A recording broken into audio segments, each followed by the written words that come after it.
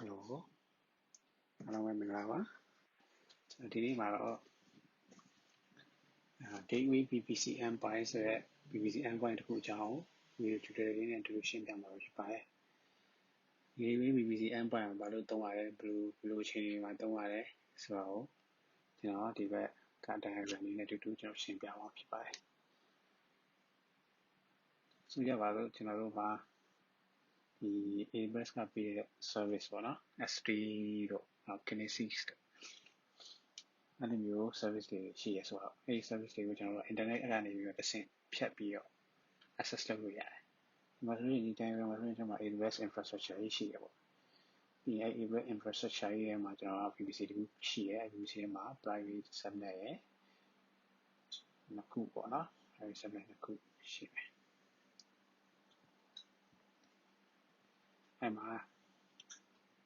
ကျွန်တော် private subnet တော့ဖြစ်တယ်။ဒီကောင်ကဒီဘောကကောင်လေးဒီ subnet 1ဒီ public subnet subnet 2ဒီ private subnet ပေါ့အဲ့မှာပုံမှန်ဆိုလို့ရှိရင်ဒီ private subnet ထဲကဒီ v2 လို့ခေါ်တဲ့ instant ကဒီ S3 ကို access လုပ်ချင်တယ်ဆိုရှင်ကျွန်တော် internet ကနေတစ်ဆင့်ဖြတ်ပြီးတော့မှ S3 ကိုလာပြီး access လုပ်လို့ရတယ်အဲ့ခါကျတော့ဘာဖြစ်လဲဆိုတော့ကျွန်တော်မလိုအပ်လားဖက်နဲ့ bandwidth တွေသုံးရတယ်နောက်တစ်ခါ VPC ထဲမှာ route table တွေ security group တွေ network access list တွေကျွန်တော် create လုပ်ရတယ်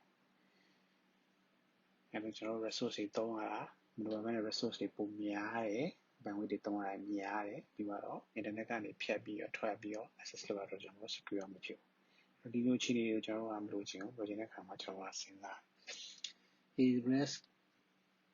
AWS ကပေးထားတဲ့ VPC AWS ကပေးထားတဲ့ S3 လို့ service AWS infra ထဲမှာပဲရှိတဲ့ service တွေ AWS infra ထဲမှာရှိတဲ့ VPC ကနေ access လုပ်လို့မရဘူးလားရတယ်ဘယ်လိုမျိုးနဲ့ရတယ်ဆိုရင် Gateway VPC Endpoint သုံးမလား Interface VPC Endpoint သုံးမလားဆိုပြီးတော့ option တွေမျိုးနဲ့လာတယ်အဲ့မှာ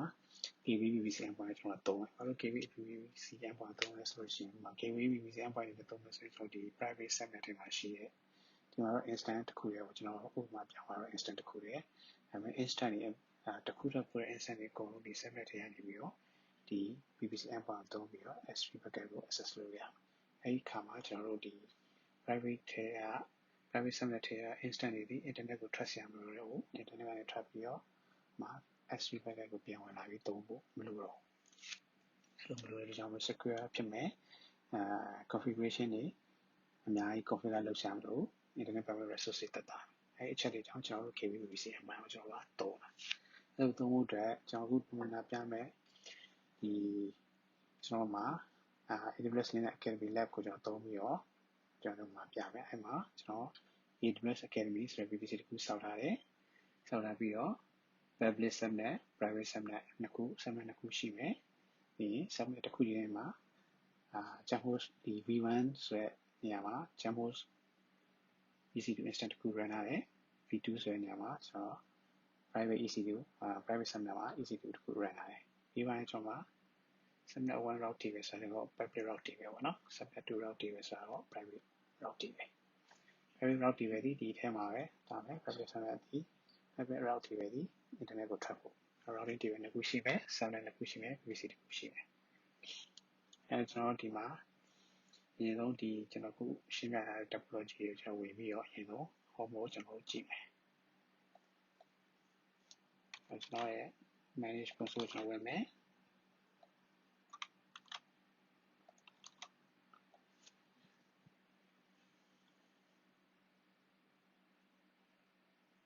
ပြီးရင်ကျွန်တော် VPC tab တစ်ခုဖွင့်မယ် EC2 tab တစ်ခုဖွင့်မယ် S3 တစ်ခုဖွင့်မယ်ဒါလေးကျွန်တော်လိုမဲ့ဟာတွေပေါ့အဲကျွန်တော် VPC ကိုရင်သွားကြည့်မယ်ကျွန်တော်ရဲ့ VPC မှာကျွန်တော် VPC 2 create လုပ်ရတယ် Linux Academy ဆိုပြီးတော့အဲဒီ VPC အောက်မှာကျွန်တော် subnet နှစ်ခုရှိမယ် public နဲ့ private နဲ့ public ဒီ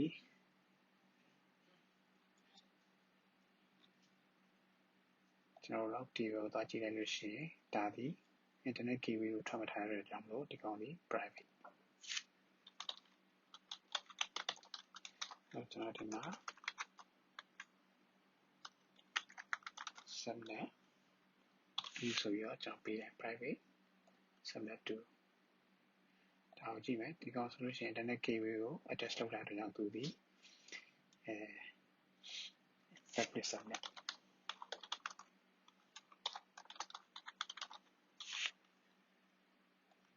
okay ပြီးတော့ route table ကြည့်မယ် route table ကျွန်တော် subnet 1 route table subnet 2 route table ဆိုပြီးရှိမယ်အဲ့တော့ဒီကောင်ကျွန်တော်ဒီကောင်လေး double route table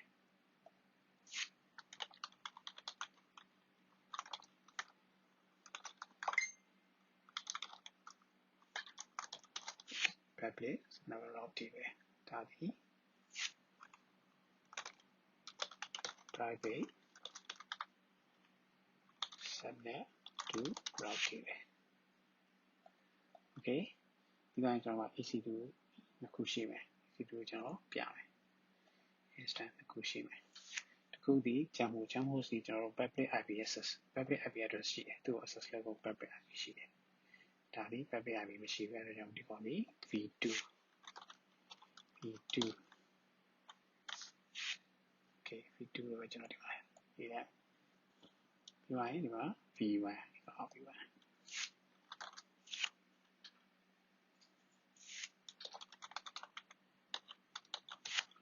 jump host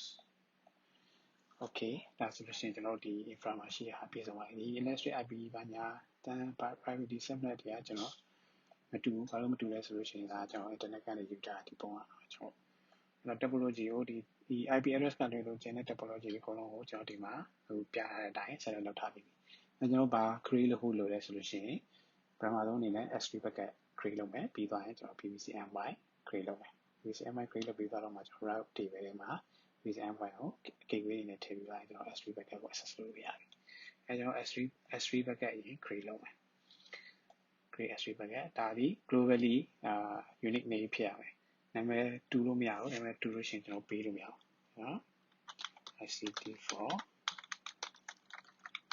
Myanmar S3 with VPC Endpoint region US East not Virginia US East မှာကျွန်တော် create bucket ကျွန်တော် private access မပေးထားဘူးအဲဒါကြောင့် private ကပဲ access လုပ်ရအောင်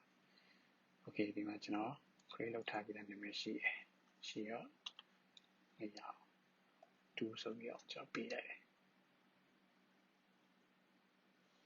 okay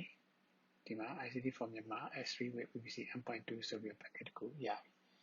အဲ့တော့ကျွန်တော် IU create လုပ်ပြီးသား S3 ကိုကျွန်တော် jump host ကနေဆိုရင်ကျွန်တော် access လုပ်လို့ရလိမ့်မယ်ဒါပေမဲ့ဒီ V2 ကနေဆိုလို့ရှိရင်ကျွန်တော် S3 ကို access လုပ်လို့မရဘူး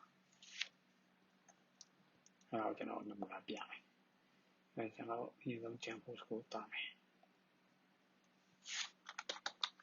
cloud user at 22 okay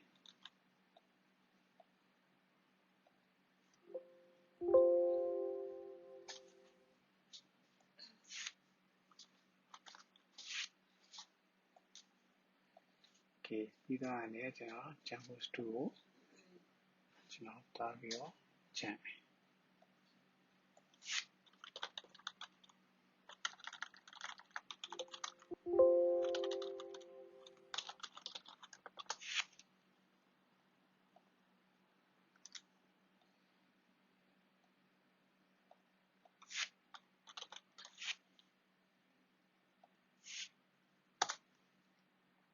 ဒါပဲကျွန်တော်အခု jump host 2 ဒီ v2 ဆိုတဲ့နေရာမှာကြောက်ရောက် AWS S3 list ကျွန်တော်တော့ access လုပ်လို့မရဘူးဘာလို့ access လုပ်လို့မရလဲဆိုရင်ကျွန်တော် VPC endpoint create မလုပ်ထားသေးဘူး okay အဲကျွန်တော် endpoint create လုပ်ပါ endpoint create လုပ်မယ်ဆိုလို့ရှိရင်ကျွန်တော်ဘယ်ကိုသွားရမလဲ VPC ကိုသွားရမယ် okay ဒီမှာVPC dashboard ရောကျွန်တော်ဒီမှာ endpoint ဆက်ရှိတယ် endpoint သွားမယ် create endpoint မှာကျွန်တော်တို့က AWS service ကိုရွေးပါကျွန်တော်ဘာကိုလုပ်ချင်တာလဲ S3 နဲ့ပတ်သက်တဲ့ဟာကိုလုပ်ချင်တာဆိုရင် S3 ဆိုပြီးတော့ရှာလိုက်ရှာလိုက်ပါတွေ့ပြီ okay အဲ့မှာ VPC ကိုကျွန်တော် VPC ကျွန်တော်ဒီမှာ AWS Linux Academy ဆိုတဲ့ VPC တစ်ခုပဲရှိတယ်ကျွန်တော် VPC ကိုရွေးမယ်ရွေးပြီးသွားရင် route table ကျွန်တော်ရွေးရအောင်အဲ့ route table မှာကျွန်တော်တို့က private လား public လားကျွန်တော်တို့ private ကို S3 ကို private ကိုကျွန်တော် VPC endpoint နဲ့tier ကိုပြောလဲဆို bind လုပ်ပြီးတော့မှကျွန်တော် S3 ကိုသွားတင်တာဆိုကြောင့်လို့ route table မှာကျွန်တော်ဒီ private subnet to the route table ကျွန်တော်တို့က attach လုပ်ပေးရမယ်ဒီကျွန်တော်တခြားဘာမှ policy ကိုတခြားဘာမှ custom policy တွေမပေးဘူး full access ပေးမယ်ဟုတ်ဒါကတော့ကျွန်တော်တို့ billing အတွက်ပေါ့နော် organization အကြီးကြီးမှာဆိုလို့ရှိရင်ဒါဒီ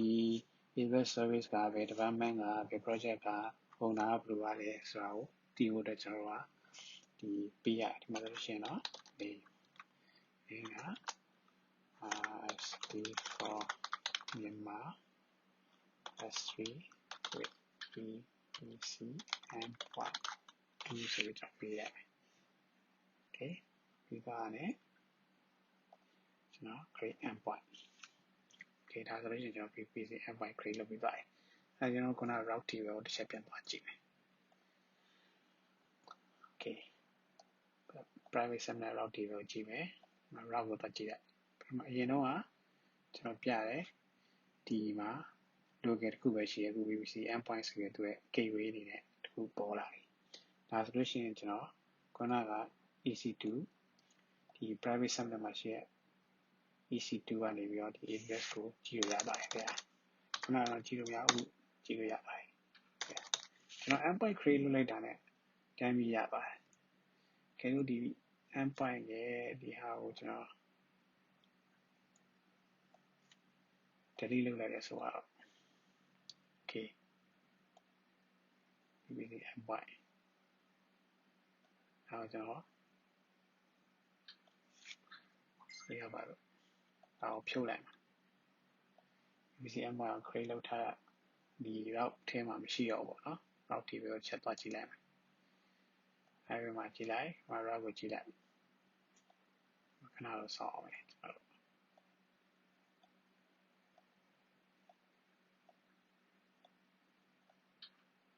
okay မစောင့်ခြင်းကျွန်တော်ဘာလုပ်လဲဆိုတော့ဒီ endpoint ကိုကျွန်တော် delete လုပ်လိုက်မယ် delete endpoint အဲ့ဒါပိုရှင်းတယ် okay route table ကိုရှင်းပြန်သွားကြည့်မယ် private subnet မှာ VPC endpoint ပုံမှန်မရှိရတော့ okay okay စမ်းကြည့်မယ်မရှိရဘူးဆိုတာဒီကျွန်တော် VPC endpoint ခဏတော့ create လုပ်ရအောင်ဒီမှာ routing table ထဲမှာမြင်နေရတာတော့ refresh မဖြစ်သေးလို့ခဏစောင့်လိုက်ကျွန်တော်ဒီမှာမစောင့်ကြတော့လို့ကျွန်တော်အခါ endpoint တစ်ခုလုံး delete လုပ်လိုက်ပါမရှိတော့ access လုပ်လို့မရတော့အဲ့တော့ကျွန်တော်ဒီမှာဒီကောင်ဒီ command runner နဲ့ကျွန်တော် endpoint ပြန်ဆောက်ပြမယ်ကျွန်တော် endpoint ဆောက်ပြီးသွားတယ်ဒီမှာ list လုပ်လို့ရတယ်ဒ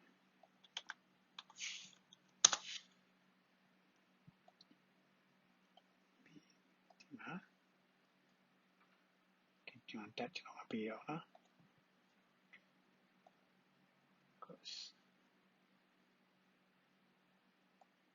ဒီချက်တော့ကြည့်မယ်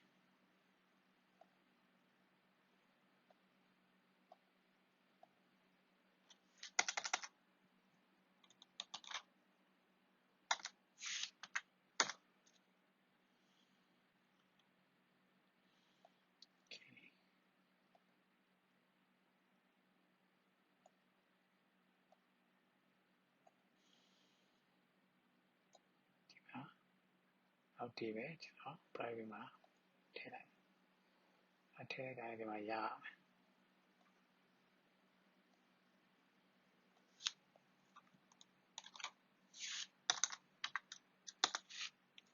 โอเคဒီမှာရလိုက်တယ်အဲ့တော့ပြောချင်တာကဒါကိုကျွန်တော်တို့က gateway VPC endpoint လို့ခေါ်တယ်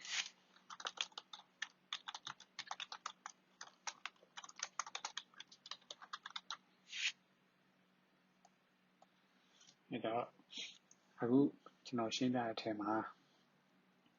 ကျွန်တော်ရဲ့ PPC ထဲမှာရှိရဲ့ PPC တစ်ခုမှာရှိရဲ့ public subnet ထဲက instant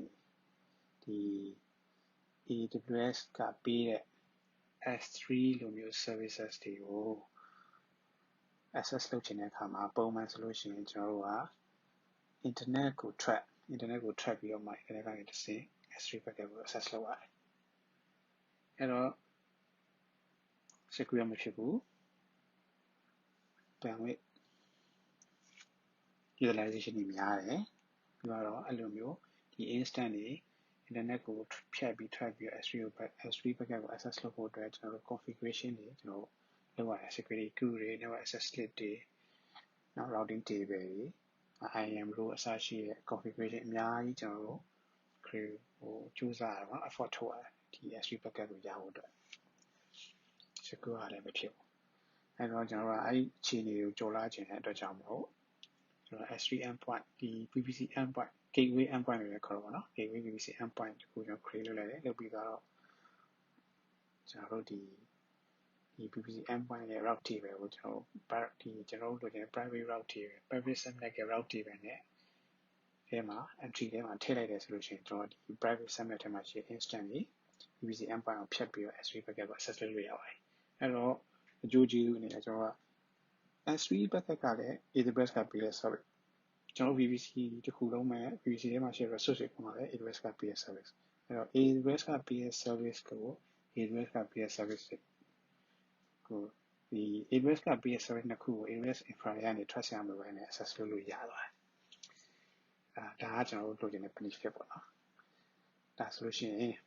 ကျွန်တော်အခုရှင်းပြတဲ့ VPC endpoint ကိုဒီနားလည်မယ်လို့ထင်ပါတယ်ဒါကို Gateway VPC endpoint လို့ခေါ်ပါတယ်နောက်ထပ်ဒီ interface level အနေနဲ့ interface တစ်ခုချင်းပေါ့နော် interface ဒါကတော့အဲ့ interface VPC endpoint interface endpoint လို့လည်းခေါ်တယ် interface endpoint ကကျတော့ဒီ instant တစ်ခုချင်းတစ်ခုလေးကနေပြီးတော့မှဒီ AWS ကပေးတဲ့ access service တွေကို internet ကို trust ရမှာပဲနဲ့ AWS infra တွေကနေ trust ရမှာလို့ပဲနဲ့ access လုပ်ချင်တဲ့အခါမှာသုံးတာ interface endpoint အဲ့တော့ကျွန်တော်နောက်ကြုံတဲ့အခါအားလို့ရှိရင်ထပ်ပြီးရှင်းပြဒီ interface endpoint နဲ့ gateway endpoint နဲ့brief နဲ့သိချင်ကျွန်တော်ရေးထားတယ်ဒီမှာ ictformyanmar.com ဆိုပြီးတော့ရေးရှာလိုက်လို့ရှိရင်ဒီမှာရေးရတာတွေ့တယ်ဒီပုံလေးကဒီထဲကနေယူထားတာ okay နောက်ဆိုလို့ရှိရင်နားလည်မယ်လို့ပြောပြပါတယ်ကျေးဇူးတင်ပါတယ်ခင်ဗျာ